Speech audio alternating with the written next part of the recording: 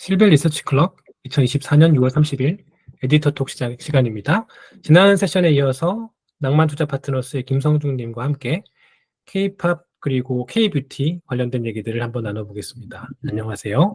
네, 안녕하세요. 낭만투자 파트너스 블로그 같이 운영하고 있는 김성중입니다. 또 초대해 주셔서 감사합니다.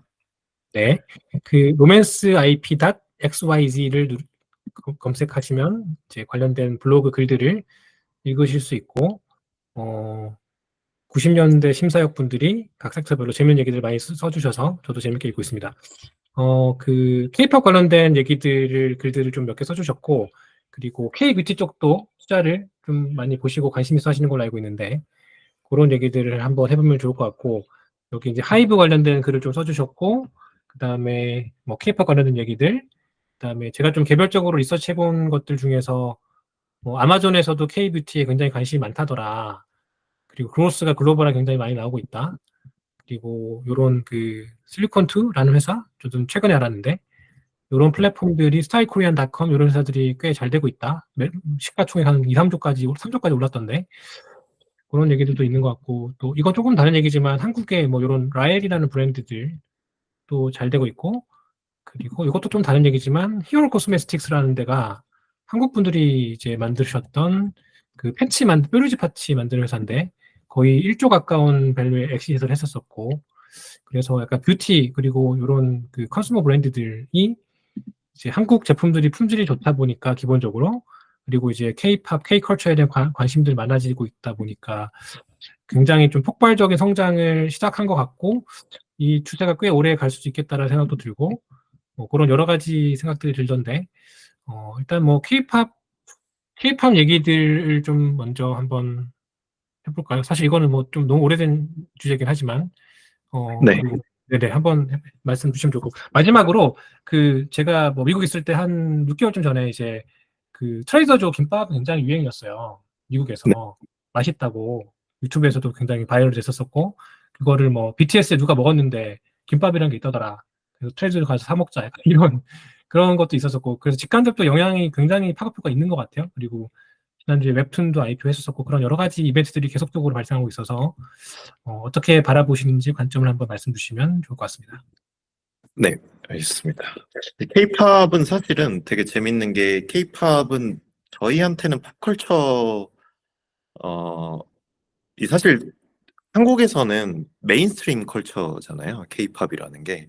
그 수십 년 전부터 그냥 한국에서 즐기던 가장 대중가요에 가까운, 대중 아티스트에 가까운 것들이 K-팝이다 보니까 반대로는 이게 좀 재밌는 게 한국 투자 시장에서 조금 저평가되는 요인이 되는 게 있는 것 같아요.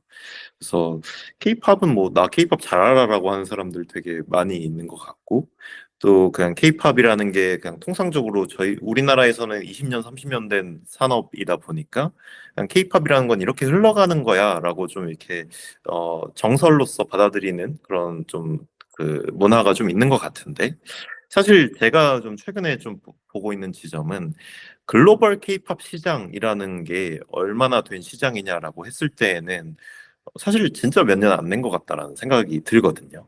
그래서 이 글 중에서 그 두 번째 탭에 있는 글 한번, 네, 요 그래프를 한번 봐주시면은 이 그래프가 피지컬 앨범, CD 앨범이죠. CD 앨범의 전체 출고량을 나타내는 그래프예요. 보시면은 2013년부터 2019년까지 뭐 이때도 많이 성장하기는 했죠. 그 한 3배 정도 성장한 거니까 그 성장세가 라이트하게 있었는데, 사실 2019년부터 2022년까지는 사실 말도 안 되는 수준의 성장이 일어났습니다. 저게 딱 2019년, 20년이 언제냐라고 하면은 BTS가 다이너마이트라는 노래를 냈을 때인 건데, 저 때부터는 K-팝이라는 거의 시장이 그냥 글로벌에 갑자기 오픈이 된 상황인 거고, 이제 불과 지금 올해도 2024년이니까 불과 글로벌 K-팝 시장이 얼마나 된 시장이냐라고 했을 때에는 4, 5년 정도 된 굉장히 신생 시장이라고 볼 수 있는 거죠. 이게 좀 가장 크게 K-팝이라는 걸 투자자로서 봤을 때 제일 주시해야 되는 사실인 것 같긴 합니다. 근데 이게 사실은 CD를 그러니까 들으려고 사는 건 아니잖아요. 네. 그래서 사실은 저는 이제 뭐 200만 장씩 팔린다는 얘기를 듣고, 처음에는 그게 CD를 누가 사냐라고 생각했는데, CD를 타고 그게 약간 뭐, 그, 오빠와 30분 줌할 수 있는 뭐 이런 티켓, 약간 이런 것들, 아니면 뭐 콘서트 티켓 우선 구매권 이런 것들이 약간 그 뽑기 시스템으로 돼 있기도 하고, 또 그 포토카드 모으는 거, 그런 것들이 있어서 약간은 이제 그 재활호소의 효용이라기보다는 이것도 약간 컬렉션 느낌인 것 같더라고요. 이렇게 올라가는 게. 네네네. 음, 사실 정확히 맞고요. 이게 음원의 전달 매체로서 CD가 사실 존재하는 거기는 한데, 어, 그, 전체적으로 이제 CD 플레이어도 없죠. 사실 노트북에도 CD가 안 들어가는 시대다 보니까 음악을 듣기 위해서 CD를 사는 사람은 사실 존재하지 않고 컬렉터블로서의 가치를 가지는 게 제일 대부분인 것 같아요. 세 가지 맥락 정도가 있는데 그냥 그 자체로 수집품으로 여기는 게 하나가 있는 것 같고 두 번째는 말씀하신 것처럼 어떤 이벤트에 참여할 수 있는 혹은 뭐 포토카드를 얻을 수 있는 캐리어 정도로서 이제 여겨지는 게 하나가 있는 것 같고 세 번째로 좀 중요한 것 중에 하나는 그 피지컬 앨범이라는 게 결국에는 그래도 앨범 판매이기 때문에 차트인 그 각 국가에서 제일 유명한 차트에 집계가 되는 수단 중에 하나예요. 그래서 사실 미국으로 기준으로 놓고 봤을 때에는 빌보드 200 차트라는 앨범 차트에 차트인을 시키기 위해서 이 팬들끼리 화력 경쟁을 하려고 이 피지컬 앨범을 사는 게 좀 중요한 또 이유 중에 하나이기도 합니다. 어, 근데 약간 그 세 가지 전부 다 본질적인 가치가 있는 거냐라는 네. 거에 있어서 약간은 매개체일 뿐이지, 뭐 이벤트 참여권이라는 것도 약간은 지속 가능한 거냐라는 의문은 드네요. 제가 뭐 전혀 이런 알못이기 때문에 하는 얘기일 수도 있지만. 네, 근데 말씀하신 게 맞는 게 이게 뭐 업계에서는 좀 오래된 이야기이기는 하지만 최근에 그 미니진 씨 사태로 인해서 좀 많이 대중적으로도 조명된 게 뭐 물량 밀어내기 사태라든지 이 저 재고가 사실 실수요를 다 가지고 있는 게 아니라 중간에 도매를 넘기는 과정 중에서 그걸 떠안고 죽어버리는 플레이어들이 있다든지 아니면 진짜 끝단에 있는 소비자들도 거의 사실상 쓰레기가 되는 그런 재화들을 구매하고 있다라고 여겨지는 지점들이 계속 있기는 한 것 같아요. 그래서 그런 게 일종의 버블로서 기능을 하고 있는 거는 맞는데 전체적으로는 소비자의 수요는 자체는 늘어나고 있는 것 같고 사실 근데 케이팝 피지컬 앨범이 왜 판매가 늘어나고 있는 거에서 좀 주목해야 되는 지점은 이게 가짜 수요가 늘어나고 있다기보다는 그냥 이 케이팝 아티스트의 비즈니스 모델 중에서 되게 큰 부분을 트래킹할 수 있는 그냥 지표로서 좀 기능을 하는 게 의미가 있는 것 같습니다. 반대로 얘기하면은 케이팝 제가 세봤을 때 케이팝 아티스트가 가지고 있는 비즈니스 모델의 종류가 한 7개 정도 있었는데 그 중에 제일 큰 것 중 하나가 이 피지컬 앨범이고 또 그리고 그 비슷하게 중요한 것 중에 하나가 공연이라는 수요고 또 그 다음에는 디지털 음원에 대한 부분, MD에 대한 부분들 아니면 이 IP 라이센싱에 대한 부분들 등등등이 사실 이 케이팝 아티스트를 둘러싸고 일어나고 있는 어떤 수익화 수단들인 것 같아요. 근데 이 전체적으로 이 수익화 수단들이 다 같이 이제 매출이 다 올라가고 있다라는 지점은 좀 그래도 유의미한 지점인 것 같습니다. 앨범, 공연, 디지털 음원, MD, 그리고 IP라고 그러셨나요? 네, IP. IP 라이센싱 같은 부분들도 최근에 좀 주목받고 있는 지점들인 것 같아요. 디지털 음원은 스트리밍을 말씀하신 건가요? 아니면 다운로드 하는 사람도 있다는 건가요? 둘 다인가요? 어, 사실상 스트리밍이 이제 다 싹쓸이를 했죠. 네, 음, 여기 지금 이 그래프에서 진한 파란색인데요. 이제 음악 산업은 스트리밍 위주로만 가고 있는 게 실제인데 힙합만 그 마지막 꼬리가 그 맨 빨간색 그래프의 맨 꼬리가 좀 올라가 있잖아요. 20년에서 21년. 그래요. 저게 케이팝이 올려놓은 거거든요. 글로벌 피지컬 앨범의 트렌드 자체를. 그래서 음, 케이팝은 저거랑 같이 좀 결부되는 게 좀 재밌는 지점인 것 같아요. 어. 차라리 제 생각에는 CD를 파는 거가 뭐 여러 가지 ESG 관점에서도 얘기도 많고 그 네, 대안이 제 생각엔 나올 것 같은데 어떤 대안일지 모르겠지만 차라리 뭐 포토카드만 5천 원에 판다거나 그러면은 약간 원가가 훨씬 더 낮을 거니까 제조사 입장에서는 네, 이런 게 대안이 아닐까 복권 사듯이 차라리 네. 그런 뭔가 네. 네네, 맞습니다.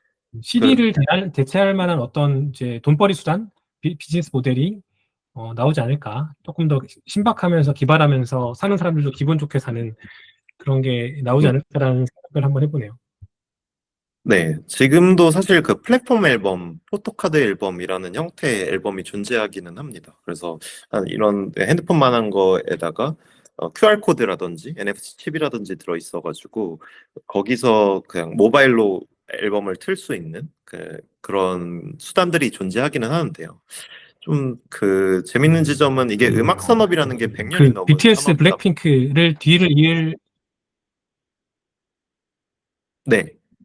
네네네. 네, 말씀하십시오. 네. 음악 산업이 100년이 넘은 산업이다 보니까 이 전통적인 밸류체인에서 아직 CD를 버리지 않는 것 같더라고요. 그래서 네, 이게 지속되는 것 같은데 말씀하신 방향이 맞는 것 같습니다.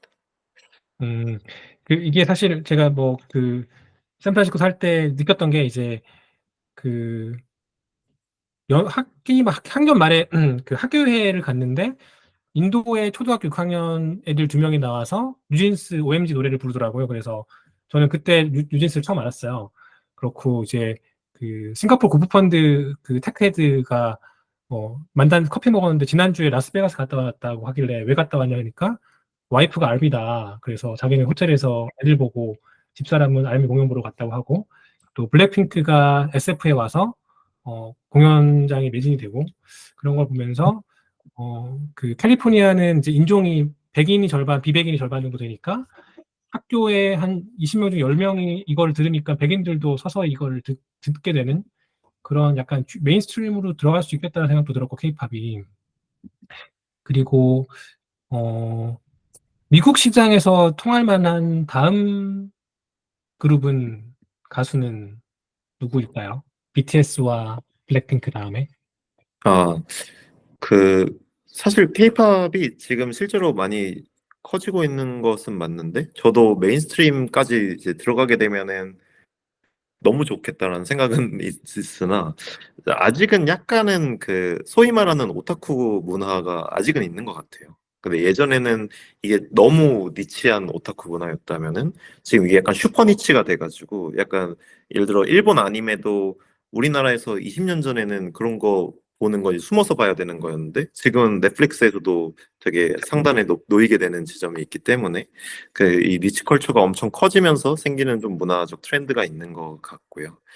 그러다 보니까 말씀하신 것처럼 하나의 그냥 대형 아티스트들이 뭐 주목받는 되게 그냥 특수한 트렌드라고 하기보다는 전체적으로 이 컬처를 좋아하는 사람들이 좀 늘어나고 있는 상황인 것 같아요. 그러다 보니까 사실은 엄청 유명하지 않은 아티스트들도 케이팝 아티스트라는 이름을 싸고 있으면은 좀 같이 주목을 받는 상황들이 계속 있는 것 같기는 합니다. 그래서 한국에서는 BTS, 블랙핑크가 어, 사실 제일 중요하게 보이고 또 그들이 실제로 제일 큰 포션을 차지하는 거는 여전히 맞기는 합니다만 지금 빌보드의 탑 차트에 계속 차트인을 하는 아티스트들을 보게 되면은 계속해서 늘어나고 있는 상황이기는 하거든요. 그래서 예를 들어서 JYP에서는 스트레이키즈 그리고 트와이스도 미국에서 좋은 성과를 냈었고 하이브에서는 굉장히 많은데 TXT라든지 엔하이픈이라든지 이런 보이 그룹들 그리고 뉴진스 같은 걸그룹들 르세라핌도 꽤 유의미한 성과를 냈었고 그리고 최근에는 에이티즈라고 KQ 엔터테인먼트라는 4대 기획사가 아닌 곳에서 나온 아이돌도 빌보드 200 차트 1등을 할 정도로 되게 이 아티스트 그 주목받는 아티스트의 저변은 좀 늘어나고 있는 큐 자체가 늘어나고 있는 상황은 맞는 것 같습니다. 한두 개 그룹이 아니네요. 네, 그게 좀 재밌는 지점인 것 같아요. 이게 어떤 게 재밌는 거냐면 저도 한국에서 생활하고 한국 사람들이랑 대화를 하다 보니까 약간 뭐 BTS 인기 많고 그냥 끝나는 거 아니야? 라고 여기는 사람들이 많은데 실제로 그 로컬의 차트 데이터들을 보게 되면은 한국에서 인기가 그렇게 많이 없는 그룹들도 등장을 하는 케이스가 왕왕 있거든요. 그래서 이게 오히려 한국인이 저평가하는 영역일 수도 있겠다라는 지점이 좀 투자자로서는 재미있게 보고 있는 지점입니다. 그러네요. 의외로. 투자하신 요 헬로 82, 여기는 어떤 회사인가요?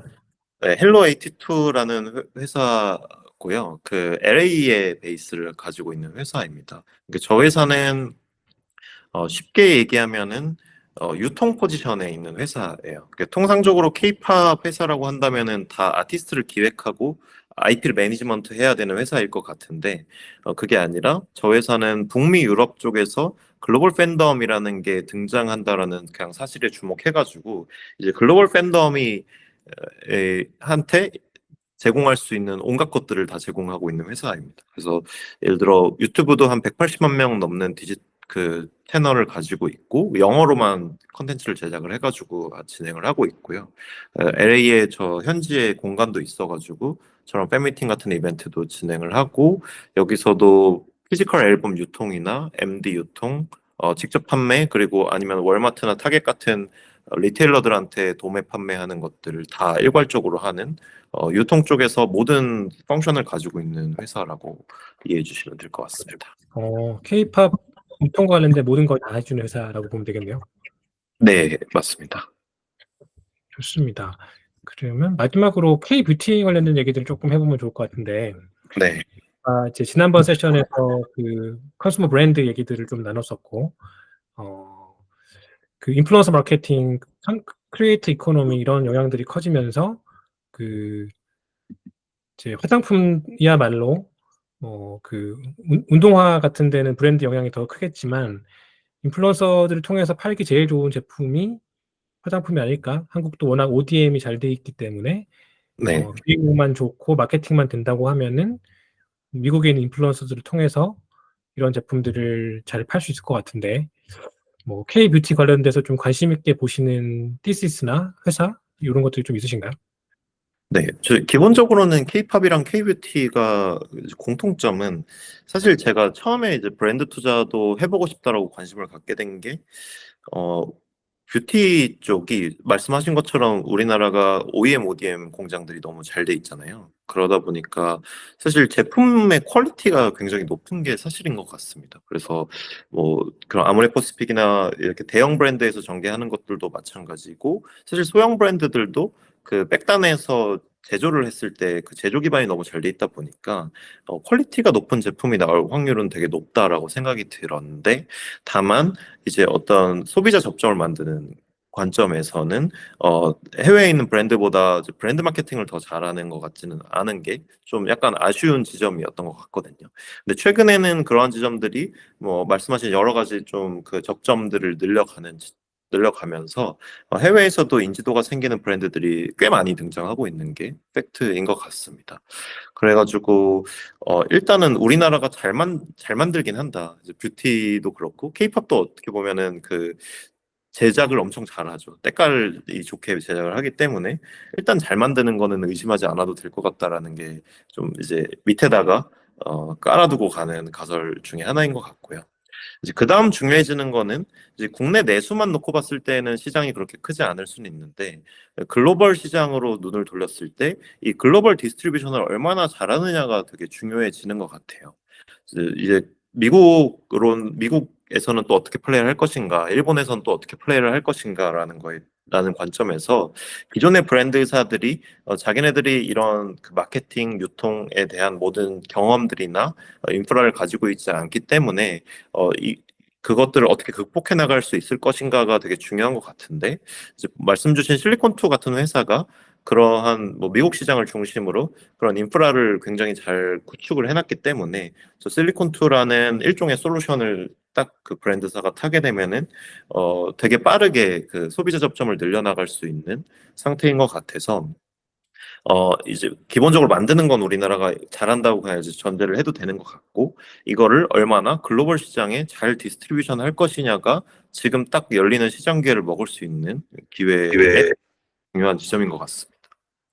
여기서 투자기를 찾는다면 뭐 여러 가지 있을 것 같은데 뭐 브랜드를 찾을 수도 있고 ODM 업체를 발굴할 수도 있고 이런 플랫폼을 찾을 수도 있고 여러 가지 있을 것 같은데 이런 데에서 아마 구매를 하면은 뭐 약간 해외 직구 역직구처럼 이제 우편으로 보낼 텐데 어떤 모델이 가장 좀 큰 아웃컴이 나올 만한 게 뭐가 있을까요? 뭔가 뭐 LA에 세포로 같은 매장을 연다거나 약간 그런 것도 있을 수 있을 것 같고 어떤 쪽이 조금 기회가 있을까요? 화장품 중에서 사실은 뭐 기초 화장품, 색조 화장품 굉장히 다양하게 있는 것 같고, 아니면 뭐 미국에서 MCN을 해가지고 뷰티만 파는 걸 할 수도 있을 것 같고, 여러 가지 아이디어 있을 것 같은데, 어떤 쪽이 좀 관심 있으신가요?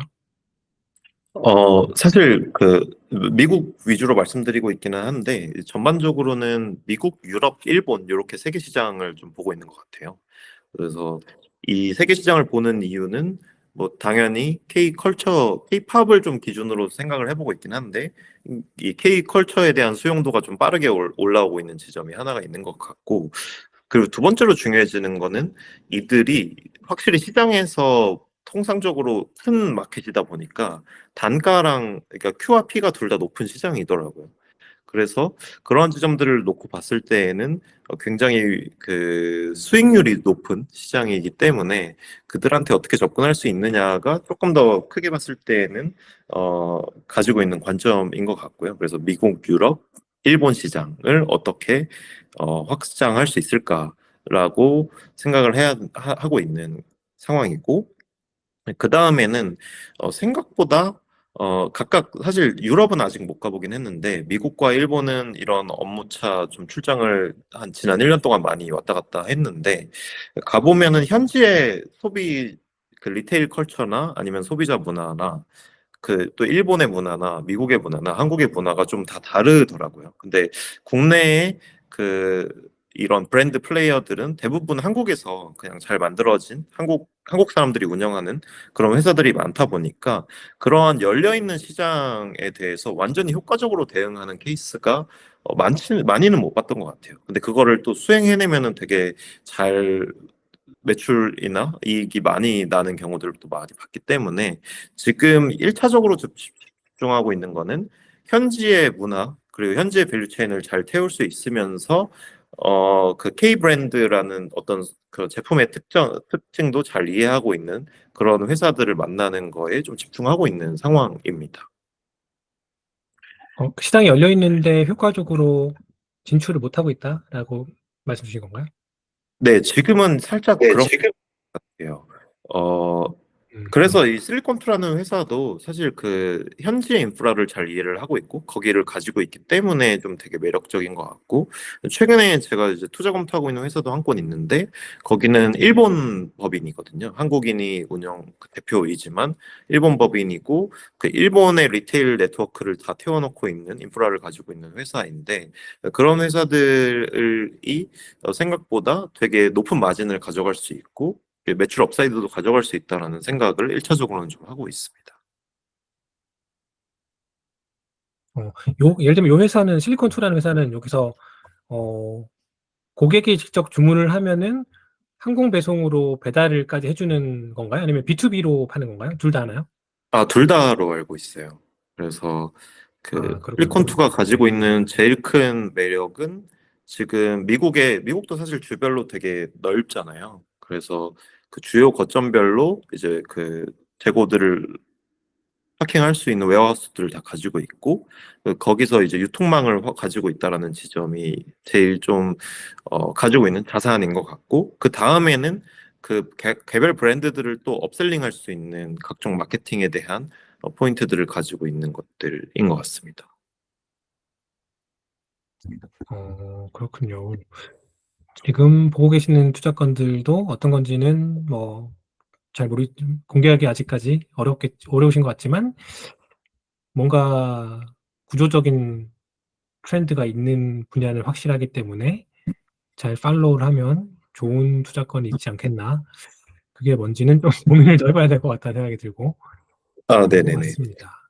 네, 음, 알겠습니다. 다만 예전에는 브랜드 투자를 어떻게 해야 되냐 아니면은 뭐 사실 K-팝 기획사도 비슷한데 K-팝 기획사를 만나거나 어떤 뷰티 브랜드를 만나거나 하면은 이게 되게 그냥 흥행에 의존하는 느낌이기는 했거든요. 흥행이나 운에 의존하는. 그래서 터지면은 대박 나고 아니면은 쪽박 차고 이런 느낌이기는 했었는데 이 글로벌 시장이 열렸다라고 하는 지점이 얼마나 더 스마트하게 이 제품들을 디스트리뷰션 할 수 있느냐에 따라서 이 흥행 리스크라는 것들도 해칭할 수 있어지는 것 같아요. 그래가지고 이런 산업 구조를 정확히 이해할 수 있는 거, 그 안에서 밸류체인의 구조나 아니면 이코노믹스를 정확히 이해할 수 있는 게 되게 중요한 역량이 되는 것 같고, 그렇게 했을 때에는 사실 그 기본적으로 브랜드나 아니면 IP 홀더가 가지고 있는 흥행 리스크들을 좀 해칭할 수 있는 게 이 투자자로서는 좀 장점이 되고 있는 게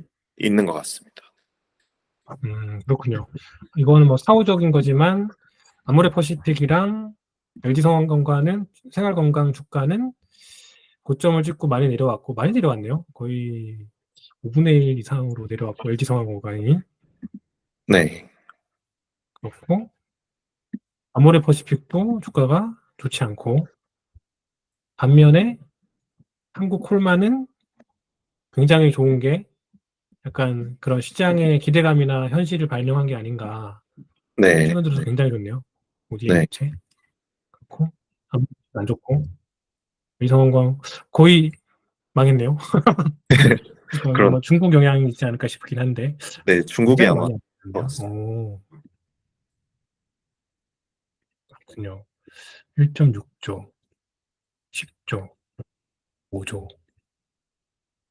그렇군요.